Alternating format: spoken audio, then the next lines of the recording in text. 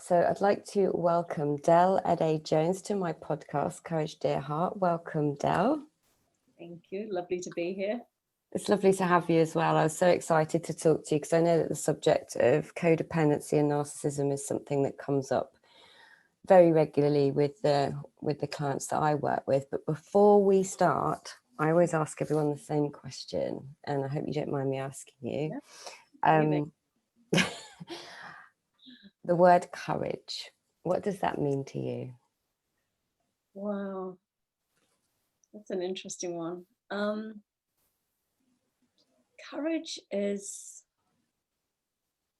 for me, it's actually following your wisdom, really tapping into that inner voice that says, tells us what direction to go in. And it's really ignoring that sort of personal chatter that comes up with all the reasons why you shouldn't be doing something. So courage to me is really listening to that deep inner voice and doing whatever it is, regardless of all the shoulds and the nots and the whatever it is that's going on in our fearful personal thinking. So that's how I see courage for myself. And so I know we're going to talk a little bit about your background and your life and stuff and how you got into the work. Me and you share the same understanding in the work that we do. But how has that shown up for you in your life, courage? Courage. I think I was the reason courage resonates with me is because I was a very, very fearful child and fearful person. I would say almost all my life to a degree, but certainly up until I was probably in my 40s. And yeah, I was very, very fear-based. And, for some reasons were legitimate to be afraid. But there was something inside me that always just said, just keep going forward, keep whatever it was, just do it, just do it. I always felt that little sort of train, like, the little train that thought it could or whatever it was just like, I'm just going to keep showing up regardless of the fear that I live in. So it was I would say the constant companions in my life actually were fear and courage. Yeah. Courage to do it anyway, regardless of the depth of the fear. Yeah, and I really resonate with that as well. Yeah, courage and fear, although I perhaps wouldn't have known it was courage at the time, just a more steely determination. It's so funny. I remember that book. It said something like, feel the fear and do it anyway. And I was like, what? Because I thought that all those people out there that were doing things were just brave, courageous people. I didn't realize that you could actually coexist with fear and courage at the same time. And be okay. Yeah, totally. Yeah. So let's talk a little bit about you and your background. You work with people who have codependency issues, is that right? Yeah. So, well, my background was I grew up in a traumatic household. And I won't go into all the details, but there was a lot of trauma there and abandonment. My father just lived a couple of miles down the road and never acknowledged us. And so it was really painful growing up for me. And, I only had a mother who was very busy. She converted our house into a home for mentally handicapped and mentally ill people. So it was not a safe environment to grow up in, through the eyes of a child. So I developed some really coping mechanisms. That's all it was. And they were codependent coping mechanisms. It was very much for my mother, who was overwhelmed. She had 7 children, and at one point we rented a big old mansion. She had 50 residents living with us, and she was single-handedly running this. And so she was just overwrought and overwhelmed. So for us children to sort of have any needs and wants was just too much for her. So I learned to just shove everything down and not be a bother. And I was constantly, just some of the classic codependency traits. I had very low self-esteem. I felt that I wasn't good enough. If I'd been good enough or pretty enough or whatever all the nuffs are that we come up with, that my father would have wanted to be my father. I didn't feel very loved. So I was really sort of always looking for love on the outside. So that's how I grew up. Again, I believe that security lay in other people because I felt so, as I said, fear-based and not capable of really looking after myself or putting myself out in the world. So I looked to strong, domineering types to sort of complete me, that like, I know who I am, I'm loving and nurturing, but, I need somebody that's really aggressive and strong in the world. And so I was attracted to those types. So, a few years on, I think when I got to about 19, I felt very ill-equipped to live on this planet. So I was contemplating leaving. And something kept me around. It actually really my mother, I knew that it would devastate her. So I decided to stay around, but again, not feeling like I had what it took to survive, in a healthy way. Mm. And I came to the States when I was 21, and it was all that sort of, it was the 80s and everybody was into self-help and spirituality, and certainly very different from Wales where I grew up. So I was just like, oh my God, this is heaven. And I just dug in, trying to fix myself and improve myself. And, long story short, I tried everything from, Kabbalah, Kundalini yoga, Sikhism, Hinduism, Buddhism, all of it was just trying to make sense of my life. Mm. And 30 years of therapy on top of it. And it was really, I understood codependency, I understood where it arose, where the thinking came from. I understood all of that, but I couldn't find my way out. And I also, my therapist said, more about codependency and narcissistic abuse than anybody I know, even the professionals. So he encouraged me to coach in that area, which I did. But again, I knew how to have people feel seen and heard and understood and supported and make sense of where this thinking started. But I still couldn't find a way out myself. So how could I help them out? And then So were you saying at that point, sorry to interrupt you, were you saying at that point that you were deeply unhappy or just still seeking something, but doing the work that you were doing? Still seeking. I'm definitely a lot happier than I was, for sure. But I'd attracted narcissistic relationships in all my, I've ping ponged. Not all of them were bad. If I left you, you were a good guy. If you left me, I was with a narcissist. I just would, pendulum would swing to one. I get really hurt and then go for the nice guys and then go, oh no, I'm bored here. I need to go with the bad guy again. And I just did that for many years. So yeah, I was, I was happy, definitely functioning. I had two beautiful children I loved dearly, but there was still that something missing. Like I said, I mean, I loved working with my clients, and I knew that I definitely brought a lot to the table. They definitely understood a lot more about what, how they developed that thinking. But as I said, I wasn't really free from it. There were areas where I was showing up with codependency in my life, not sort of standing up for myself, not really, just, again, in relationships, being afraid to speak up, being a people pleaser, a massive one. It's always putting other people's needs ahead of my own. So when I came across the principles in 2009, it was life-changing. And I'd done a master's in spiritual psychology before that. And I'd been on a spiritual path since I was 21. So it's not like it was new to me, but there was just a simplicity in the principles that, like, the penny dropped, the thinking that the knowing that I had up here just became like the knowing in here. So it was very, very profound for me when I came across the principles. And so what did you see around the kind of codependency or I don't want to put words into your mouth. What did you see for yourself in those moments that the penny dropped?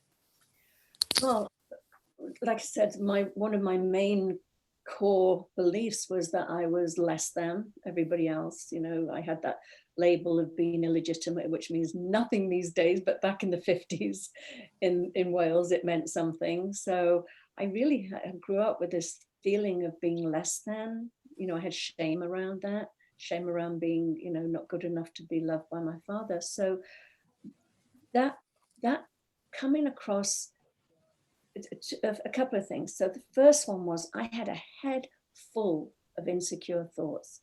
You're not good enough. You're not pretty enough. You're too fat. You're too this. You're too that. All of these thoughts, I thought they were telling me about me. I mean, I really, truly did. I thought, oh, well, they're just reminding me of who I am, keeping me in check, so I don't get too big for my boots or whatever it is. And when I came across the principles and I learned that, oh no, those are just thoughts that just flow through anybody. You know, they're not personal to me. They're just, that's the energy of thought. And I've just grabbed onto a few of them and they've set camp in my head. And I've listened to them for, you know, certainly when I came across the principles, I was, just turned 50. So just turning 50. So, you know, they'd lived in my head a long time, you know, and that was huge. That apparently they weren't mine. It was almost comical. I was like, really?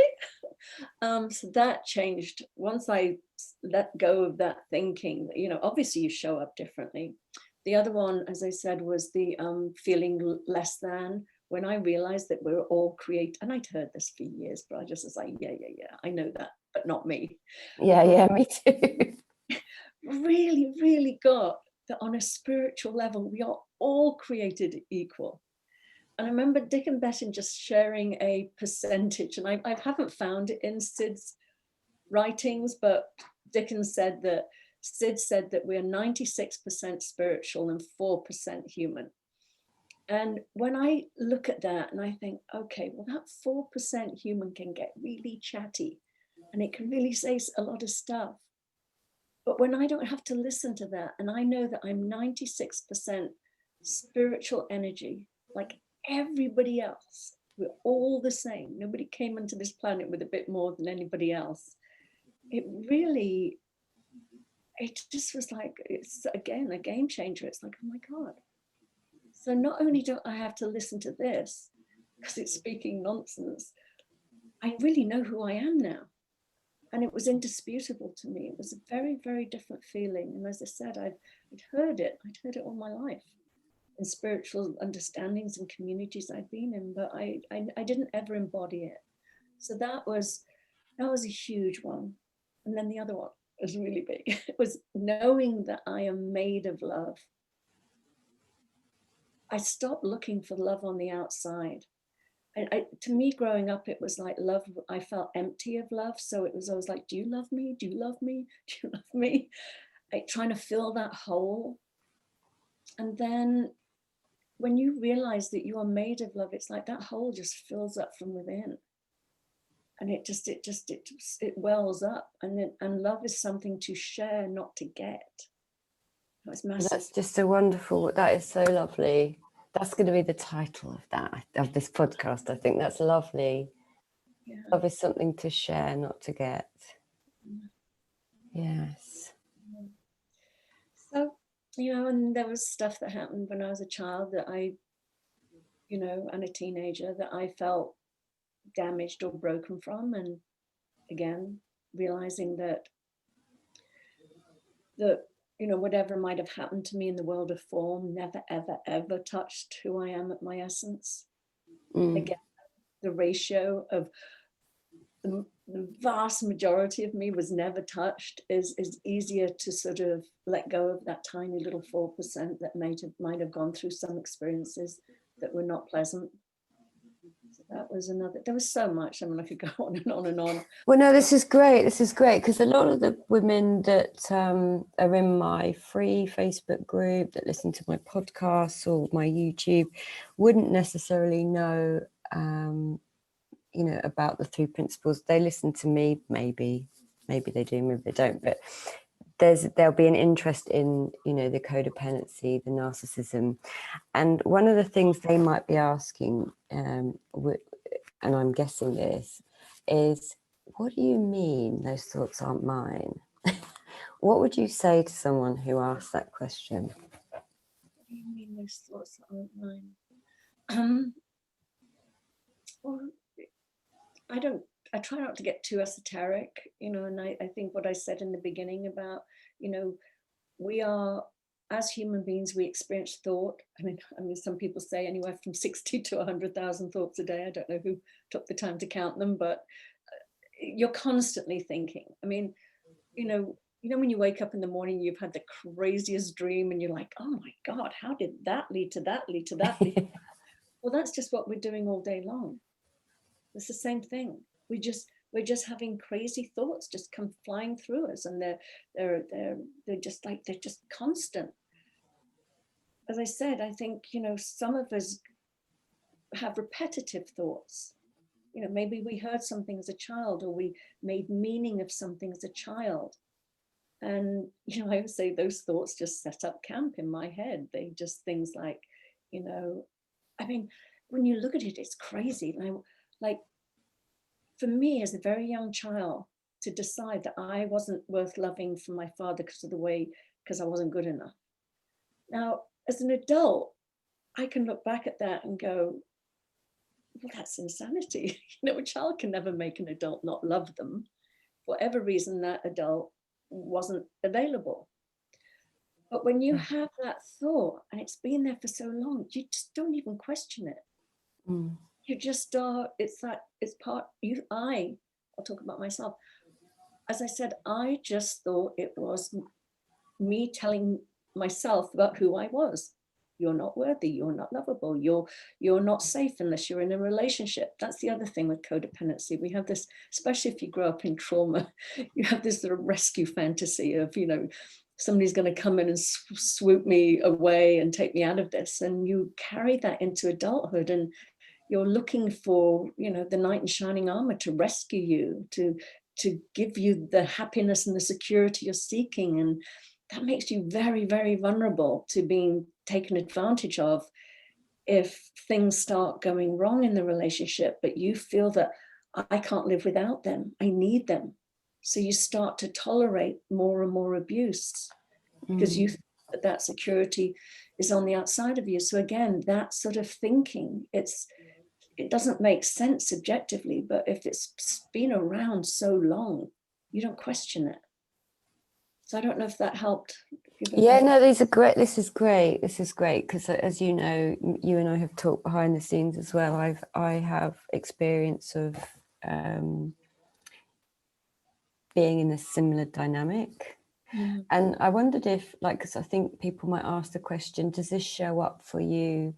Did this show up for you in friendships too? Oh, absolutely.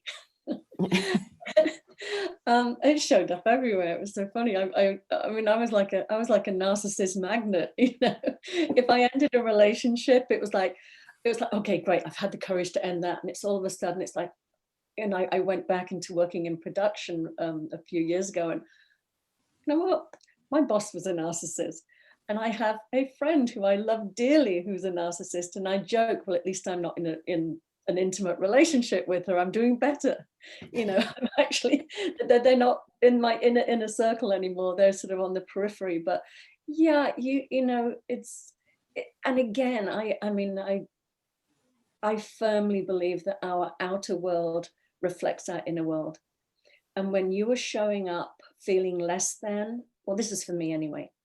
When I saw myself as less than, not equal to everybody else, I was in a long-term relationship that completely and utterly reflected that back to me. I was treated like the second-class citizen. Your feelings and needs are not important. And when I saw it, it's like, oh my God, all that is happening is my outer world is reflecting what I think. And as I changed, as I really owned who I am at my center, my essence, equal to everybody else, my world changed. People that I was, you know, boyfriend right now, called my boyfriend. We've been together 11 years, but he's an amazing, beautiful human being that values me and sees me as an equal and is loving and cherishing and supporting, and completely different from my previous relationship because I showed up differently. Mm. But I took a year off. I have to add that. I took a year off to really, because again, I wasn't blaming the other person. I was like, what the hell did I do to get myself in this situation?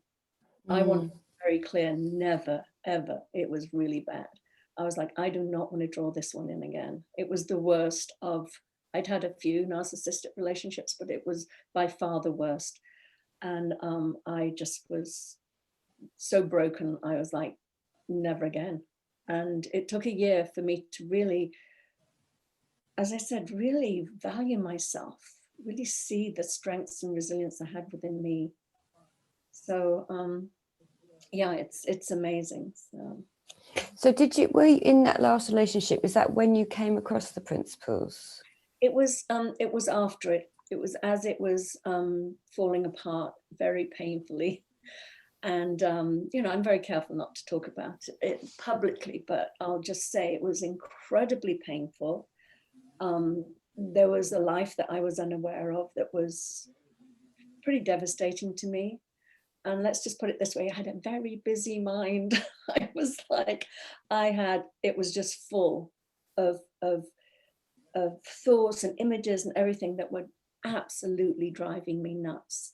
And how I came across the principles, this is funny, I have to tell you. So to go and lick my wounds, I went to visit my sister in Ibiza and just sort of get away from it all. And as I was returning to LA, my anxiety started to rise because I knew what I was heading back into. And I literally had a panic attack on the plane from Ibiza into London, Heathrow, and or maybe it's Madrid, Heathrow, whatever, but I was having a panic attack, I know that much. And I was like, oh my God, how on earth am I going to get from London to LA with this feeling going on? So when I got to the airport, I came across, I obviously always went into the bookshops. I'm a huge book collector, it's like a self-help section, you know, queen, can rival any Barnes and Noble or Waterford's in the UK. So anyway, so I'm in the self-help section having like an anxiety attack, and I see this title, and it was a yellow back of a book, and it had black words on it, and it said, "Stop thinking, start living." And I was like, stop thinking, please God, can I stop thinking? So I grabbed the book, and I read it cover to cover from London to LA. And normally I take a sleeping pill and sleep that leg of the journey, but I was like writing notes in the margins, and it was life-changing. And it was Richard Carlson's book, one of his books before he did Don't Sweat the Small Stuff. It was in the early 90s, so he didn't reference the 3 principles. So I just thought, oh, this is an amazing book. So I bought his others, and I thought, what happened? This first book it was weakened down, it was diluted. But the first one was pure principles. And I think they were calling it health realization back then, or innate health or something. But I didn't know it was a whole understanding that you could, you know, there was a community and more books and more teachers. And so it took a few, even though I gave the book to everybody, because they were like, oh my God, what happened? You're handling everything so well. And I was like, it's this book. I read this book. So I gave it to everybody I knew. And then in 2015 is when I came across it again through Steve Chandler, and just started to dive in head first. And interestingly, with the codependency and the narcissistic abuse, I was coaching before then in it. Yeah. But when I first came across the principles, I heard that there's no diagnosis, no labels. And I was like, oh, I shouldn't do that anymore. So I put it to the side and just started, you know, coaching with the principles. And then it's really only just over a year ago that somebody sort of sought me out in the principles community saying, I heard you used to specialize in this. And I was like, yeah, but not, you know, we're not supposed to. And anyway, we had a couple of sessions and she said that was life-changing, absolutely life-changing. And I thought, I think I've thrown the baby out with the bathwater, because it's the principles that help me really heal from it. And so I just started talking about it again. And it's amazing. I always say, I have people come to me and they go, well, if it's just my thinking, I should be able to handle everything. And it's not, it's yes, we are feeling our thinking. But if we're in an abusive environment, we shouldn't have to sort of dismiss how we feel and say, it's just my thinking. You have free will. You have the right to say, this is not healthy for me. It doesn't feel good to me. I don't want to be here. So well, that takes courage, and that takes insightfully seeing that you're okay without that person who's making you feel like that. And that's in the insight and understanding. That's the work you do with people who identify as codependents. Yeah. So you've got courses running, and what else do you do? Oh my goodness, tons. Yeah. Well, I do my Insightful Conversations weekly YouTube podcast, where I interview fabulous people like you. I think your episode comes out next week.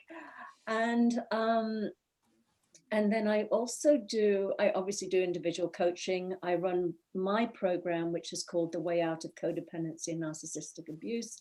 That's a 6-week program. And then I collaborate with other people. I'm actually got something coming up in a couple of weeks now, really fun. It's a brand new way of dating, and I'm doing it with Lana Bastianuti and Linda Ford. So it's... oh, yes, I saw that. So that's called A Brand New Way of Dating. Yeah, we just did a little webinar yesterday called Cinderella Knew Squat About Dating and Relationships, which was really fun. But it's really empowering women. It's for women only, and it's a 3-day event. Well, it's actually a 4-day event. It's only for 90 minutes on the Wednesday, Thursday, Friday, and then a follow-up on the Monday just for the Q&A. But it's just 90 minutes. It's all recorded, and it's just all about, again, as I said, that sort of how we show up. It's all this. It's an inside job. I mean, dating, people think dating is about, getting the one out there and sorting through them. And it's like, boy, when you know who you are at your essence and how you are in the world, the right partner you'll find them. I just have one funny story to tell, because it's really funny. Because we were talking about how we put on these like false personas when we meet somebody. We put our sort of this image out there. And then what happens is we start to try and show up authentically. Some of these people we've met are like, oh, that's not how you presented yourself in the beginning. Maybe in my case, like needless and wantless, or you come first, or whatever it used to be. Yeah. But what happened with my boyfriend that I have right now is I wasn't interested in dating. I was like, no, I have to raise 2 sons here. My life is here. So because I wasn't interested in dating, I didn't have a false persona on. I was just like, take me or leave me. This is me. I'm over here raising children. If you want to walk alongside me, great. If you don't. So the irony was, I was so real that I actually found the perfect partner for me, who completely and utterly loves me as I am, because I was warts and all from the beginning. And that's a very important point, I think, when we're dating, is to really show up knowing that when we're really authentic, that's just a sorting process. There'll either be people that will gravitate to you and love you, or there'll be people that will move on, and that's a blessing. You're not wasting your time. Yeah. So anyway, that's the sort of thing we bring up. And then I do another program with a woman called Andrea Valelli, and that's just about totally principles, all about deep dive into the principles. And that's a 6-week program we do in January. But that's what's on the table right now. That's brilliant. I'll link to all of those in the on the YouTube and the podcast show notes, and in the group, which is where we're live streaming right now. So this has been absolutely wonderful. Really loved talking to you and sharing your experience and what you've seen.